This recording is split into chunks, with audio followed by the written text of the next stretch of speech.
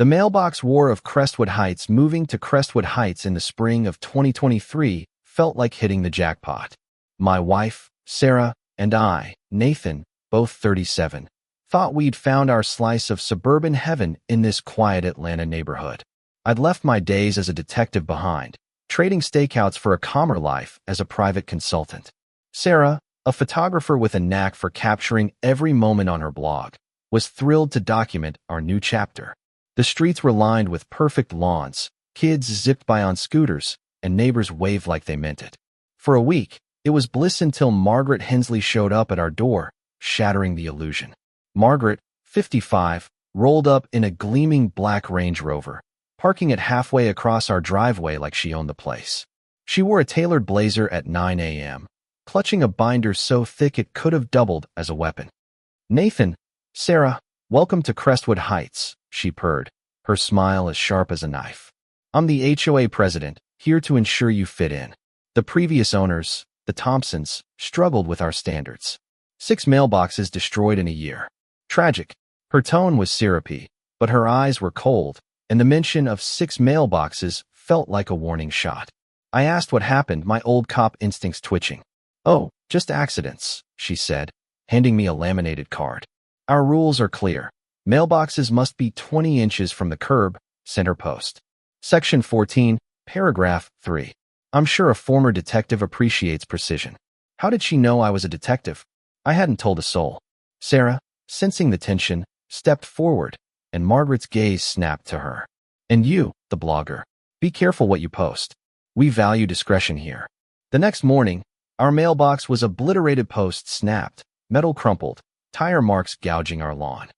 Margaret's voice was on my phone within minutes, dripping with fake sympathy. "Delivery trucks need clearance, Nathan. Your mailbox was an inch off. I know a contractor who follows our specs." Sarah, camera in hand, was already photographing the wreckage. "This wasn't an accident," she whispered, pointing to the deliberate curve of the tire marks. My gut agreed. A week later, after I rebuilt the mailbox to the exact specs, it happened again. Same pattern, worse damage. The responding officer, Jenkins, barely glanced at the debris. "No proof. No case," he muttered. "Get a camera." His indifference screamed complicity, and I knew we were dealing with something bigger than a rogue driver. At the next HOA meeting, held in a community center reeking of stale coffee, I confronted Margaret. The room was packed, but neighbors avoided my eyes, like they knew the script. 2 mailboxes in 2 weeks because of an inch. I asked, keeping my voice steady. Margaret's smile was venomous. "Rules are rules, Nathan. A detective should understand standards." Sarah, furious, started digging online that night, uncovering a chilling pattern. For families, all who challenged Margaret's HOA fees faced escalating property damage until they fled. The Thompsons, who'd opposed a $25,000 community gazebo, lost 6 mailboxes. Another family, fined for questioning Margaret's sister's cleaning contract, moved after their fence was repeatedly vandalized. Sarah's voice shook as she showed me her timeline. "This is harassment, Nathan. She's running people out." Our neighbor, Mr. Grayson, a 76-year-old retired attorney, confirmed our fears one evening. He stood by our 3rd mailbox, installed with Sarah's meticulous measurements, and spoke softly. "Margaret targets anyone who questions her. I've watched it for 3 years. The Thompsons weren't the first. She's careful, never leaves evidence." His eyes, sharp despite his age, studied me. "But you're different, Nathan. You've got the skills to catch what others miss." That night, a $400 fine arrived for our doorbell camera, deemed an unapproved surveillance device. The audacity was almost laughable, but it confirmed Margaret was watching us. Sarah's research deepened, uncovering HOA financials buried on a county website. Margaret had been voting as proxy for 3 non-existent board members, controlling every decision. A $90,000 playground fund was missing $40,000, conveniently matching Margaret's new Range Rover purchase. Small charges like $100 for event snacks that never happened added up to thousands. Grayson, over tea at his house, laid out his own evidence. Invoices, bank records, meeting minutes. "She's stolen at least $70,000, he said, his prosecutor's edge still sharp. "But we need a mistake, something undeniable." My mind raced.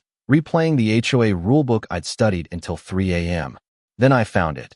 Section 39, subsection B. Mailbox placement and appearance were detailed obsessively, but materials? Not a word. I could build a fortress disguised as a mailbox, and it'd be legal. The plan hit me while brushing my teeth, staring at my tired reflection. A reinforced mailbox, I told Sarah over coffee. She laughed, thinking I was joking, but her eyes lit up as I explained. Not indestructible, just tough enough to make a point. Grayson's contractor, a grizzled guy named Tom, didn't blink when I requested a steel core mailbox with a polymer coating, impact sensors, and cloud storage. $3,000, he said. Built to take a tank. Installation felt like arming for war. Tom whispered, "You're the fourth HOA client this year asking for this." 4. Suburban America was wilder than I'd thought. The new mailbox gleamed, identical to the standard but ready for battle. Sarah posted a photo online. New mailbox, let's see how long it lasts. The trap was set. At 2 a.m. on a muggy May morning, Margaret's Range Rover crept down our street, plate smeared with mud. Hidden cameras, set up by the state attorney Grayson had looped in, caught every move. Her face, lit by street lights, was pure rage as she revved the engine and slammed into the mailbox. The crunch was deafening, not the mailbox, but her SUV's bumper folding like tinfoil. Floodlights blazed, police megaphones roared, "Stop your vehicle." Margaret stumbled out, airbag powder dusting her blazer, screaming about entrapment. "That mailbox is a weapon," she shrieked. I held up my phone, showing the footage. "No, Margaret, this shows you ramming my property at 2 a.m. That's felony vandalism." Neighbors spilled out, robes flapping, as Officer Jenkins, now grimly serious, cuffed her. "You're under arrest for vandalism, false police reports, and theft of HOA funds." The neighborhood erupted online. Sarah's video, carefully edited, went viral, with comments flooding in about Margaret's reign of terror. One family shared how their garden was trashed after opposing a pool fund. Another mentioned $2,500 in fines for unapproved holiday lights. Grayson warned me over coffee, "She'll escalate. Bullies like her always do." He was right. The next day, 19 violation notices hit our door. $5,200 in fines for absurdities like overly curved house numbers and a pest-attracting birdhouse. Sarah, pacing, threw one notice down, then picked it up, hands trembling. "This is our home, Nathan. She's trying to break us." My detective instincts kicked in. Margaret was panicking, making mistakes. Each notice, dated post-incident, was evidence of retaliation. Grayson dropped the bombshell 3 days later. "I filed a fraud investigation with the state 6 months ago.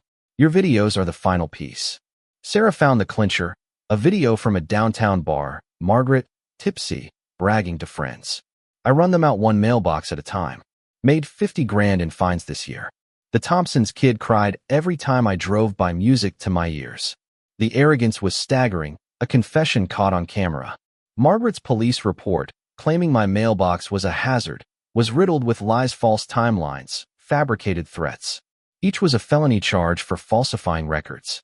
The state moved fast. At 2 a.m. on a Saturday, with cameras rolling, Margaret tried again, her SUV lurching toward the mailbox. Floodlights hit, police swarmed, and her airbag deployed. She screamed about her connection City Hall. The mayor, but the cuffs clicked anyway. Grayson revealed her motive: a second mortgage to cover casino debts, funded by HOA theft. The woman who'd fined us for an inch had been stealing to bankroll her gambling.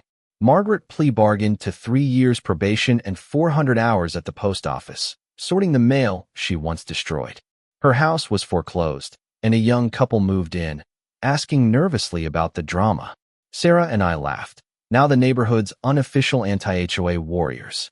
Grayson, elected HOA president, refunded $80,000 in fines, scrapped 75% of the rules, and turned the violation board into a community mural. My mailbox, still standing, became a local legend, a steel monument to resistance.